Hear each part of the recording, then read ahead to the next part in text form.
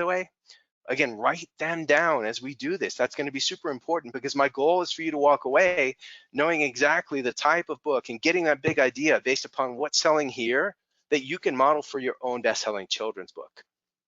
Okay, let's check out another category here, or subcategories, I should say.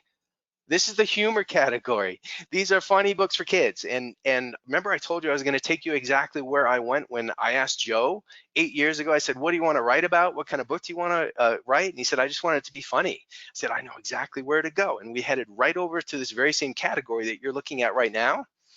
And we were doing the same type of research, and it took us 3 minutes to find the big idea for our best-selling children's book. So let's see if we can find one here today.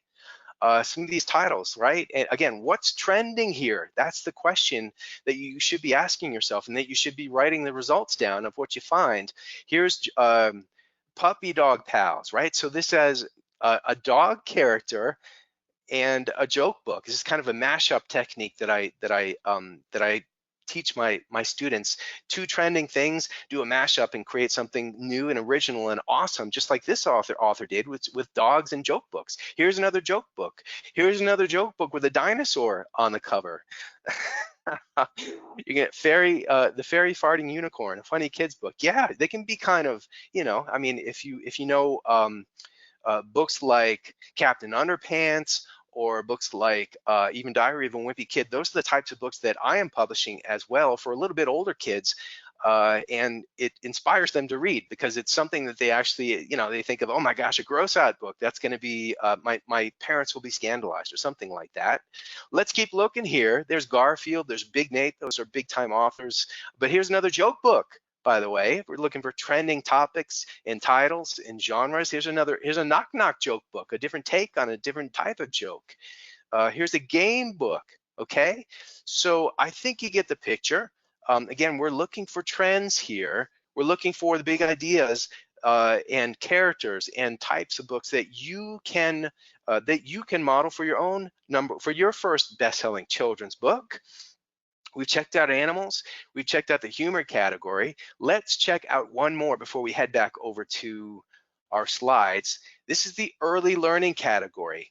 And as you might imagine, and as the name implies, this is for like the earliest readers. These are for young kids. Many of these kids cannot read at all, and they're probably, sitting on their parents' lap, and they're learning stuff like their first 100 words, right?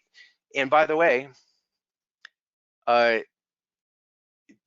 because these books are for the very youngest of readers, you hardly need any story, right? Some of these don't contain any story at all, and they're almost all image-based, like this one, First 100 Words, which are basically, words like dog and cat and chair and car, and a simple image. These are probably stock images that they just overlaid on a solid, colorful background, and that's it. That's the entire book. It's 100 words and 100 images.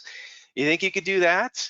Yeah, these are one of the easiest books to write. The images are going to have to be good because they are almost all because there's very little story again, and these are for young readers who really respond to images. But if you're looking for, if you're not, again, if you don't consider yourself to be a writer, why not do a first 100 words or an alphabet book or a numbers book or a color book or a basic concepts book like this Elmo's ABC book, or this one. This is here, check this out. This is by a self-published author named Anna Kang. She was when I first started publishing children's books. I believe she's been picked up by a big time publisher. And this is a book called I Am Not Scared. And I just want to show you, remember we're talking about how to scale your profits. Look at this, books in this series. What's the first thing that Anna Kang did after she published her first book called You Are Not Small? Well, she's like, all right, I'm going to use the same characters, publish a similar title called That's Not Mine, followed by I Am Not Scared, followed We Are Not Friends, okay? And I want to show you, if you're, again, thinking like, oh my gosh, I can't write a story to save my life, even though you know that it's going to be as formulaic as it gets. Listen, look at this. I've opened this up. We're looking at the first couple pages. This is as long a story as you're going to have to write if you're publishing to the early learning category. Here's page 1. Little thing says to big thing, says you are scared. Big thing says to little thing, I'm not scared. Are you? And then a medium-sized thing